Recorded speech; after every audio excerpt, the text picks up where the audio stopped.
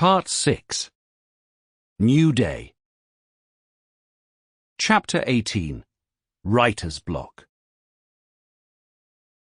In January 1988, the leaders of the Writers' Union of Ukraine sent a memorandum to the Communist Party bosses in Kiev proposing an international conference on the health impact of the Chernobyl catastrophe. The Ukrainian writers volunteered to organize such a conference together with the Academy of Sciences of Ukraine and their colleagues in the Writers' Union in Moscow. The party officials indicated their preference for postponing the event until the following year, citing a busy schedule for the fall of 1988. The officials also alluded to what they claimed had been the Writers' Union's lack of cooperation with the party. Although the Communist Party of the Soviet Union and the KGB allowed the Writers' Union to exist, they also closely monitored its activities. The Ukrainian writers did their best to persuade the authorities that they had no sinister intentions, noting that the idea of holding such a conference had emerged from discussions at the All-Union Writers' Conference held in Leningrad in the fall of 1987, which had been dedicated to the 70th anniversary of the Bolshevik Revolution of 1917. The Kiev authorities decided to play for time. Issues related to the Chernobyl disaster were rapidly becoming a political hot potato. Since the first weeks after the disaster, the KGB had been busy monitoring attitudes toward it among Ukrainian political dissidents. In early June 1986, the secret police reported to the party authorities on the ethno-national interpretation of the disaster developing among people suspected of nationalist convictions or sympathies. I.Z. Shevchuk, a former member of the nationalist underground that had fought the Soviets in western Ukraine after World War II, had allegedly told a KGB agent that he believed the Russians are deliberately building such stations on Ukrainian territory, knowing that if an accident should happen, it would be basically Ukrainians who would suffer. Although that was not a widespread view, there was no doubt among the dissidents that the Chernobyl accident had brought about a national catastrophe. Mikhailina Kotsiubinska, a niece of a famous Ukrainian author of the turn of the 20th century, Mikhailo Kotsiubinsky, she was named in his honor, was close to the Ukrainian Helsinki group. She allegedly said the following to an acquaintance who reported her words to the KGB. "We have been struck by a disaster from which we will not soon recover. The nation is in danger of dying out, of physical annihilation. The disaster that has struck us is a disgrace of global proportions. It is a disgrace first and foremost to the short-sighted leaders who gave the order to build atomic energy stations in densely settled areas, precisely in Ukraine, which is endowed with unbelievably rich lands." The KGB was doing its best to stop the spread of such views both at home and abroad.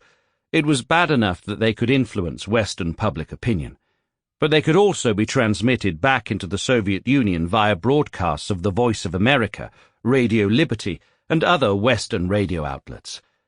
To keep up the appearance of openness, Soviet authorities allowed foreign correspondents into Ukraine and even into the Chernobyl zone. But their visits were carefully choreographed, and contacts with dissidents and other undesirable elements were either forestalled or monitored. In the fall of 1986, the Secret Service paid special attention to two Americans, Mike Edwards and Steve Raymer, who came to Ukraine to work on articles for a special issue of National Geographic on the Chernobyl disaster. The measures taken have staved off the Americans' efforts to make contact with Yevhen Alexandrovich Sverstyuk, Olha P. Ivanivna Stokotelna, Irina Borisovna Ratushinskaya, and a number of other individuals known in the West for their nationalist and anti-Soviet activity, from whom they might receive news of a tendentious nature, reported KGB officers on the results of their work. The KGB also kept a close eye on the movements and contacts of Tanya Davignon, a Ukrainian-American photographer and interpreter affiliated with the Ukrainian Research Institute at Harvard University, who accompanied the two journalists. The KGB suspected her of ties with Ukrainian nationalist centers abroad as well as with the CIA. On behalf of In-Tourist, T. Davignon was officially cautioned against violating established norms for the presence of foreigners in the USSR, noted the KGB report. According to operational data, this had a positive restraining influence on the Americans' activity in collecting negative information.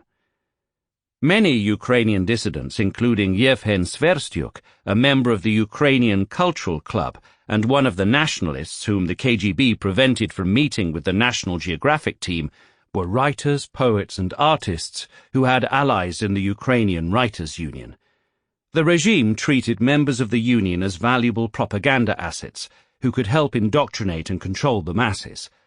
The top writers, who were extremely well paid through the government-regulated system of royalty payments for publications, could get away with politically incorrect opinions as long as they kept them out of their published works. Writers were among the earliest and strongest supporters of Gorbachev's perestroika, pushing the limits of glasnost with every passing day and month. In a country that outlawed political opposition and jailed critics of the regime, writers, long regarded as the conscience of the nation since Tsarist times, became the substitutes for a loyal opposition, often voicing the concerns and frustrations of their colleagues in the ranks of the dissident movement. Soviet writers in general, and Ukrainian writers in particular, had been raising concerns about ecological issues for decades. The subject had first entered Soviet literary discourse in the late 1940s and had gained prominence in the 1960s. In Russia, Alexander Solzhenitsyn had been among those addressing such concerns. In his writings and in the works of other nationally minded writers, the subject was closely associated with concern for the preservation of historical and religious traditions. As their works attested, the writers who were early ecologists were also Russian nationalists, and the nationalist critique of the Soviet regime included elements of ecological activism. Chernobyl made that link more pronounced than ever, galvanizing nationalists in a number of Soviet republics. In Belarus, the republic that had suffered the most from the radioactive fallout of the Chernobyl disaster, the ethno-national interpretation was formulated in the first weeks after the accident by one of the republic's leading writers, Ales Adamovich. As a young boy, Adamovich had joined the partisan struggle against the Nazis in the forests of Belarus. Afterward, he made a name for himself as a novelist with books based on his experience of the war. In June 1986, in an appeal to Mikhail Gorbachev highlighting the impact of the Chernobyl catastrophe on his republic, he wrote, "We are not about to make an all-European stir, but we realize that Belarus is experiencing something that can be compared only to the tragedy that it underwent during the years of the past war. The very physical existence of our people of 10 million is in question. Radiation struck our republic first and foremost." Research on Chernobyl became Adamovich's ruling passion. He visited territories contaminated by the explosion and interviewed people who were willing to talk about the accident, including academician Valery Legasov, who granted him a number of interviews before his suicide in April 1988. In Ukraine, the most prominent author writing about what many saw as the government-sponsored destruction of nature was Oles Honchar, one of Ukraine's most celebrated writers and a recipient of the Stalin Prize for Literature in 1948. He had focused on that theme long before the Chernobyl accident. The heat of war hovers over, and the soot falls on the gardens that chip away. Poison everywhere. Honchar wrote in The Cathedral, a 1968 novel describing the impact of industrial development on his native land. The book was heavily criticized by Soviet authorities. In the aftermath of the Chernobyl disaster, Honchar was appalled by the treatment the Ukrainian rulers had meted out to their own people, believing that they had sacrificed the health of Kievans in order to manifest their loyalty to the regime, especially at the May the 1st parade. In June 1986, Honchar delivered an emotional speech at the 9th Congress of the Writers' Union of Ukraine, claiming that Chernobyl had changed how Ukrainian writers related to the world. In the same month, at a meeting of Ukrainian writers with the party boss of the Republic, Volodymyr Shcherbitsky, Honchar pushed for a complete shutdown of the Chernobyl nuclear plant. I asked whether a petition might not be presented to decommission that station as technically incompetent and built for some reason in the Palician marshes, right beside a city of several million, wrote Honchar in his diary. Szycierbicki did not seem to comprehend the problem. In answer, he somehow waved his arms in agitation and, almost choking in his haste, started giving me explanations about rockets and the future of atomic energy, wrote Honchar. Rhetoric about the common good of humanity made no impression on Honchar. His immediate concern was the welfare of his nation, Ukraine. They say, he wrote, that neighbors have to be supplied with energy. But why should the Ukrainian land fall victim? Why should Ukrainian children suffer those satanic doses? Honchar's stand on Chernobyl and the future of nuclear power plants in Ukraine signaled a major change of attitude on the part of Ukrainian political and cultural elites toward nuclear power and nationhood.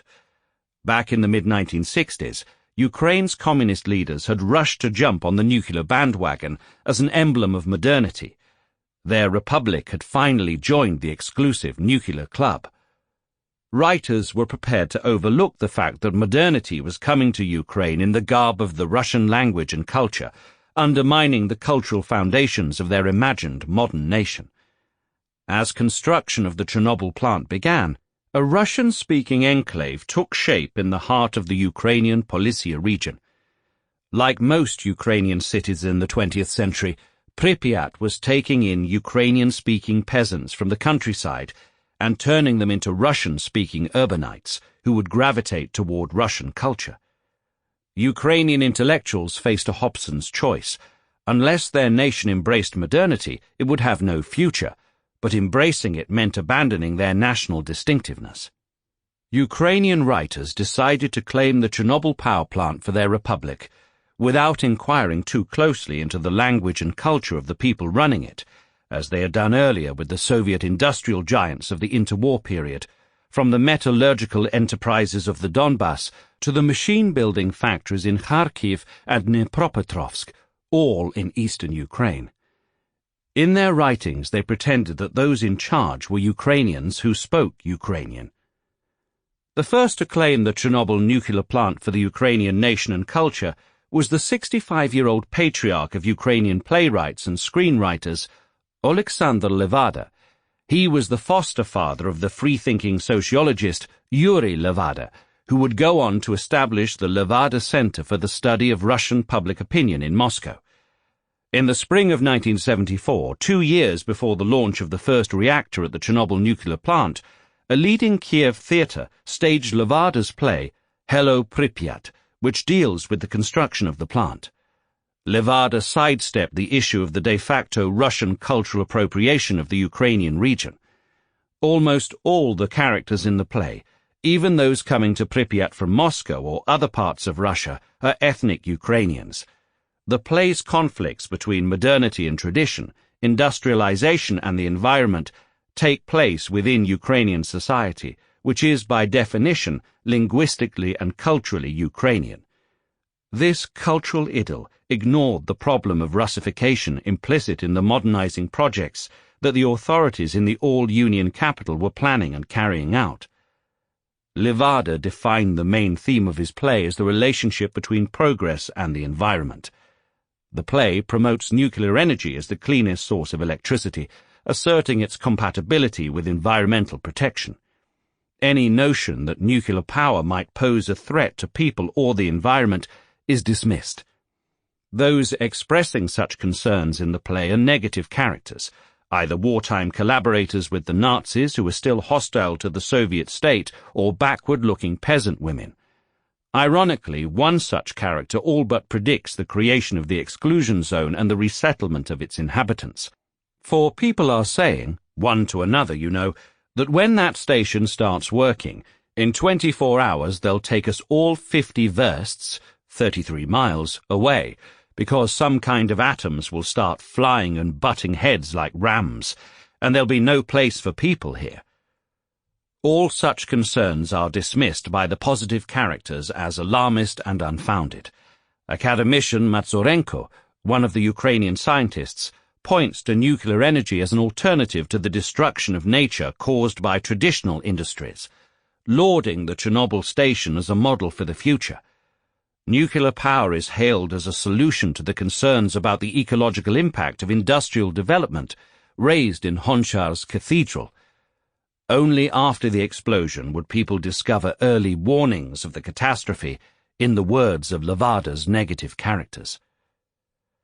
Unlike his dissident stepson, Yuri, Alexander Levada was a stalwart communist who believed in and advanced Soviet propaganda clichés. But it was not only party loyalists like Levada who embraced the nuclearization of Ukraine. Among the early proponents of the construction of the Chernobyl plant were a number of young Ukrainian writers who were close to dissident circles. The most prominent of these was a rising star of Ukrainian poetry, Ivan Drach. In his mid-30s, when construction of the station began, Drach belonged to the generation of the 1960s, young and ambitious writers and intellectuals who came to the fore at the time of Khrushchev's ideological thaw and promoted the Ukrainian language and culture as part of a larger liberal agenda for the transformation of the Soviet Union. Drach and his fellow poets and writers fell on hard times after the dismissal of Nikita Khrushchev in 1964, which spelled the end of the cultural thaw. But in 1976, with the thaw long gone, repression against intellectuals on the rise, and many of Drach's friends in prison, he published a collection of poems that finally met with the authorities' approval. It glorified Vladimir Lenin and celebrated the official policy of the friendship of peoples that served as a cover for the Russification of the non-Russian peoples of the Soviet Union. Among the themes prominently featured in Drach's collection was that of technological progress, embodied in the construction of the Chernobyl power plant.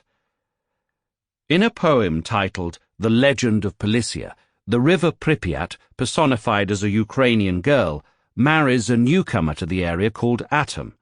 Her personal feelings aside, Pripyat believes that the marriage will serve her people well. "I'll give myself to him in marriage, give myself right away," declares the river-turned girl. "The time has come for me to serve the people just that way. Let my Atom help the Dnieper and the Donbass." The industrial Donetsk basin in eastern Ukraine stood as a symbol of economic development that needed electrical energy to move ahead.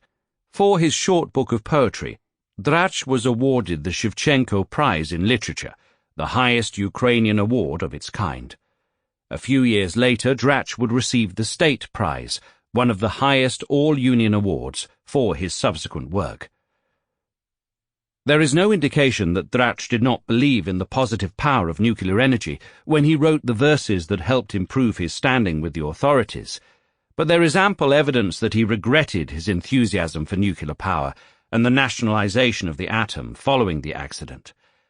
The Chernobyl disaster put an abrupt and tragic end to his erstwhile fascination.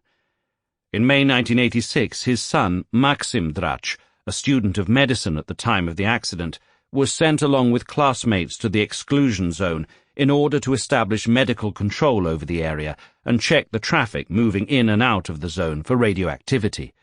Without proper protection, he sustained a high dose of radiation, fell ill, and found himself in a Kiev hospital undergoing emergency treatment for radiation sickness. He would suffer from the effects of exposure for years to come.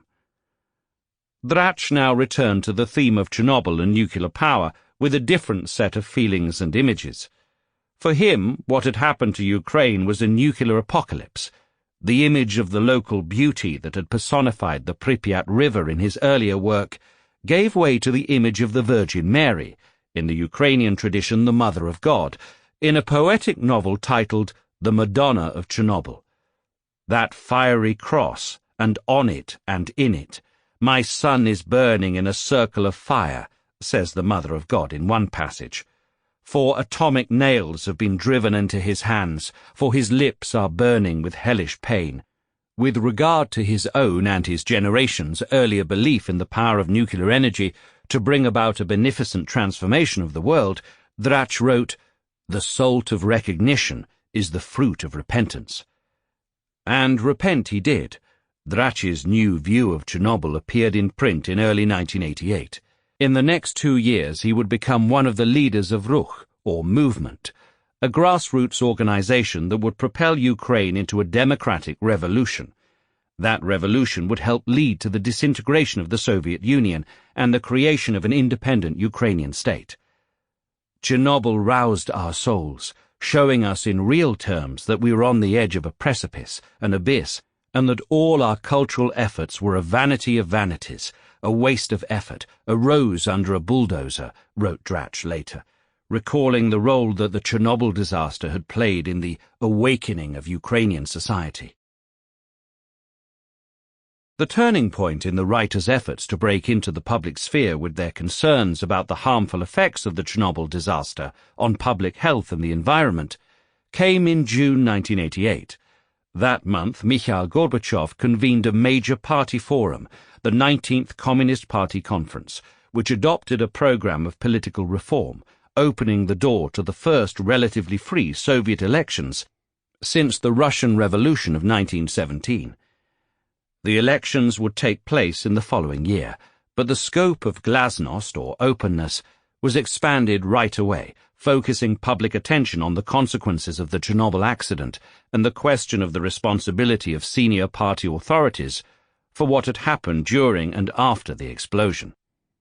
Boris Olenik, a delegate to the party conference and one of the leaders of the Writers' Union, came to Moscow with a petition signed by 6,000 people from his native Ukraine. They wanted party officials in Moscow to stop the construction of nuclear plants in Ukraine, especially the one near the town of Chehirin, the capital of the 17th century Cossack state that served as a symbol of Ukrainian national history and identity. From the podium of the party conference, Olenik declared, "The arrogance and scorn of some all-union agencies with regard to the fate of Ukraine verge not only on some kind of merciless cruelty, but also on an insult to national dignity." He demanded the punishment of those responsible for the construction of nuclear power plants in Ukraine. I recall how, demanding the construction of the Chernobyl atomic energy station, some would often say that it was so safe that you could install a reactor under the bed of newlyweds, stated Olenik. We shall not demean ourselves by recommending that the mockers place their bed beside reactor number 4. But we have the right to demand that the designers who committed the gravest miscalculations in choosing sites for atomic energy stations in Ukraine be held personally responsible. Only 1 year earlier, in the summer of 1987, the KGB had been going after people who distributed leaflets and wrote graffiti, calling for an end to the construction of nuclear power stations in Ukraine. Now the text of Olenik's address was published in the Soviet media. The taboo on the discussion of the Chernobyl disaster was lifted by the mere fact that Olenik had spoken from the podium of the All-Union Party Forum. The responsibility of the officials in Moscow, and not just of the Chernobyl plant managers then serving their prison sentences, was now up for public discussion. Writers such as Olenik, Honchar and Drach were in the forefront of change. For a time they all but abandoned their occupation of writing novels and poems, and focused on the task of blocking the construction of new nuclear reactors on Ukrainian soil. In November 1988, a colleague of Olenik's in the Writers' Union, Yuri Sherbak, helped organize the first truly mass rally in the city of Kiev that was not under party control. A medical doctor by training and a distinguished medical scholar, Sherbak had spent 3 months in the Chernobyl exclusion zone soon after the explosion, interviewing scientists, plant operators and liquidators. He began to publish chapters of his documentary novel about Chernobyl in the liberal Moscow journal Yunost, or Youth, in the summer of 1987, and completed it a year later. The novel detailed the tragic events of 1986, stressing the heroism and self-sacrifice of those involved in fighting the man-made disaster. In December 1987, Sherbak, along with some fellow writers and scientists concerned about plans for the construction of more nuclear power plants, organized the first ecological organization in Ukraine, called Green World, Zeleny Svit. It became the key organizer of the mass rally on the environment in Kiev in November 1988. Shcherbak's was the second rally to be organized in Kiev in connection to the Chernobyl disaster. The first one took place on April 26, 1988, the second anniversary of the disaster. The Ukrainian Cultural Club, the Republic's first non-governmental organization, staged a commemorative rally. This was the second attempt of the club's chairman, Serhiy Naboka, a 32-year-old graduate of the Kiev University School of Journalism, who had been sentenced for anti-Soviet propaganda and imprisoned for 3 years, to hold such a rally. The previous one had been planned for the first anniversary. Naboka and his friends, known to the KGB at the time as members of a network, had drafted a letter demanding that the Soviet leadership in Moscow shut down the Chernobyl power plant, stop the construction of new nuclear plants in Ukraine, hold public consultations and perhaps a referendum on the development of the nuclear industry, and designate April the 26th as a day of mourning and remembrance. Naboka and his followers had hoped to use the 1987 rally in downtown Kiev to collect signatures for the letter. The KGB had learned of these plans, however, and successfully used their agents to dissuade Naboka and his followers from proceeding. The KGB considered it to be part of an effort by Western intelligence services to exploit the nuclear accident to get movements and organizations ostensibly concerned with ecology to engage in subversive activities and wrest themselves free of party control. Naboka had revived the idea of a rally in the spring of 1988. Now his group was organized as the Culture Club and was determined to stage a rally. Among its organizers was Oles Shevchenko, a 48-year-old dissident and member of the Ukrainian Helsinki group. That organization, established in 1976, had set itself the task of monitoring the Soviet government's compliance with the human rights obligations it had assumed by signing the 1975 Helsinki Final Act of the Conference on Security and Cooperation in Europe. For its pains, the Helsinki group was banned and persecuted by the authorities, who not only continued to violate their citizens' constitutional rights, but also jailed those who monitored and protested abuses. Shevchenko was among the human rights activists who were arrested and imprisoned. Not until 1987 was he released from exile in Kazakhstan as part of Gorbachev's policies of glasnost and perestroika. Ukrainian activists placed their people's national rights at the top of their agenda. Now Shevchenko and his supporters had found a new cause: Chernobyl. The posters prepared for the demonstration read, "Atomic energy stations out of Ukraine. We do not want dead zones," and "Referendum on nuclear power stations." The demonstration was to take place on the city's main square, which was then named for the October Revolution, and later generally known as the Maidan. The authorities tried to persuade the organizers, including Naboka and Shevchenko, to cancel the rally.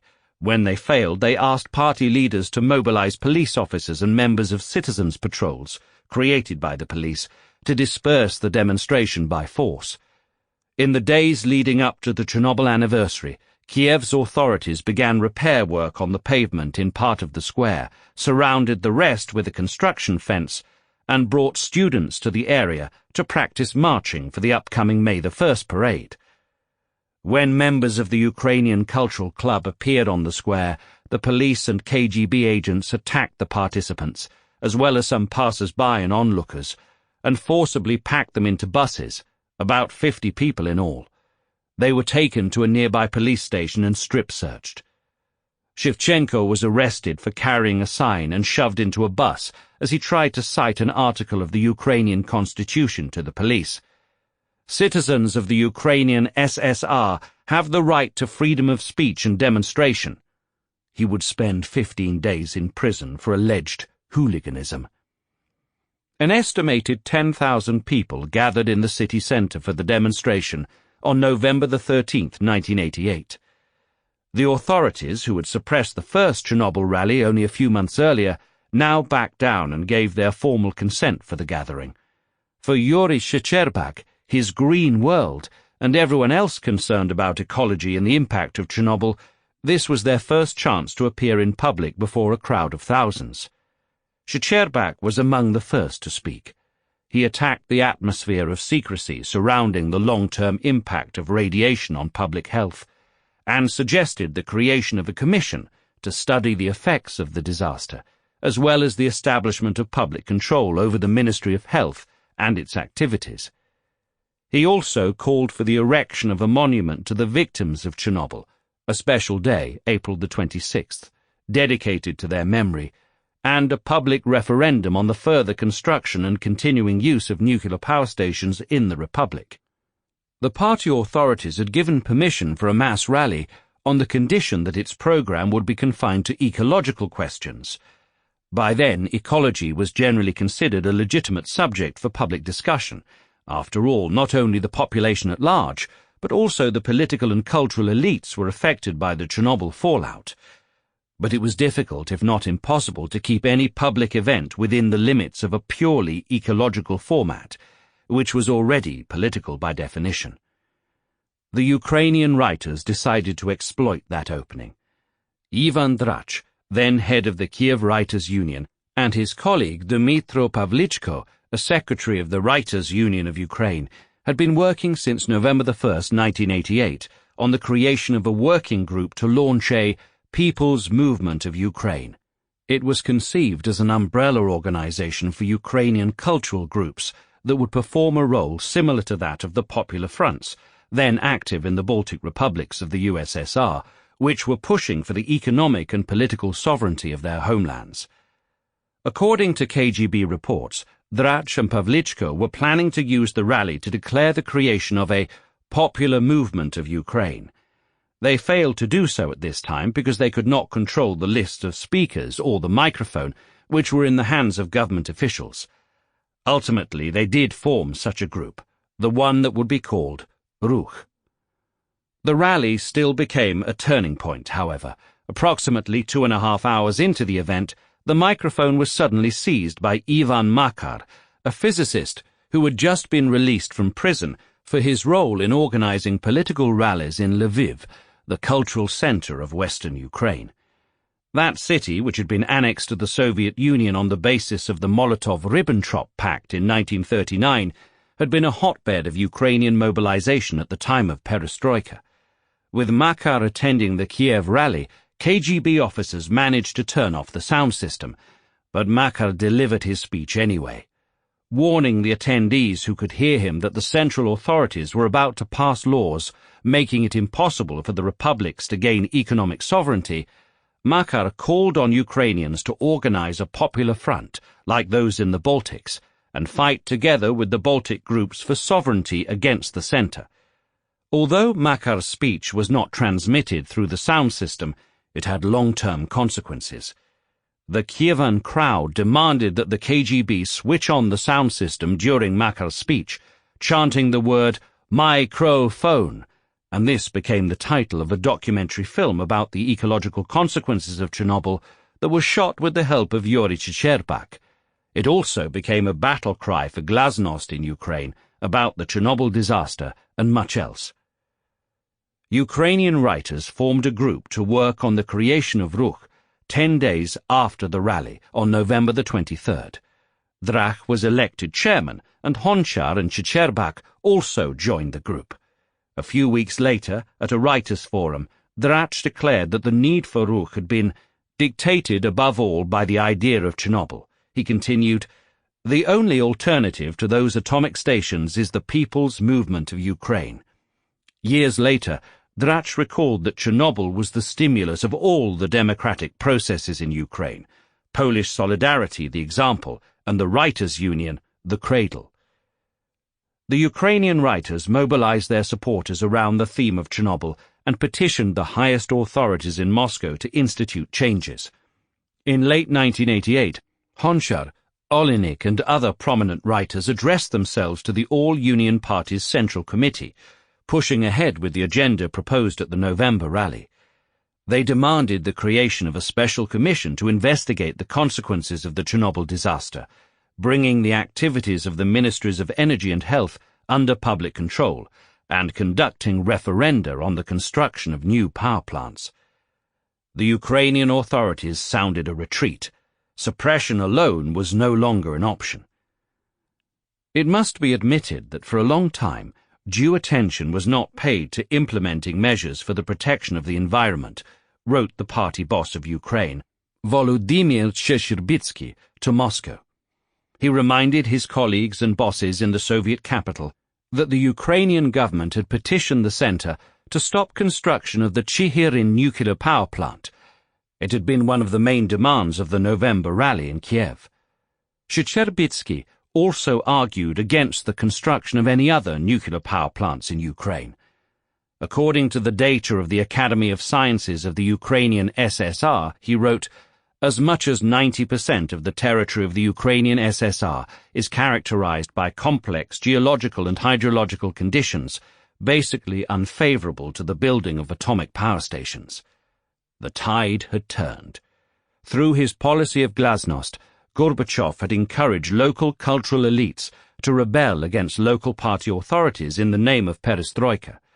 Rebel intellectuals such as Serhiy Naboka, veteran dissidents such as Oles Shevchenko, and writers formerly loyal to the regime such as Ivan Drach all found in Chernobyl a new cause to add to their previous agenda of political freedom, human rights, and the development of the Ukrainian language and culture.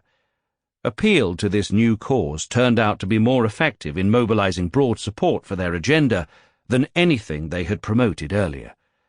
It was the issue of Chernobyl that allowed the dissidents and the rebel intellectuals to break the common front of the communist authorities, pitting regional elites against their bosses in Moscow. Before they knew it, Gorbachev and the reformist leaders in Moscow were facing a common front of rebel intellectuals and dissatisfied and disoriented Republican officials. Nowhere was that change more obvious than in the field of nuclear energy. Republican political leaders and local cultural elites demanded that Moscow stop construction of new nuclear plants and shut down those already in operation. And that was just the beginning. In 1989, popular movements all over the Soviet Union would write on their banners slogans linking nuclear safety with national liberation.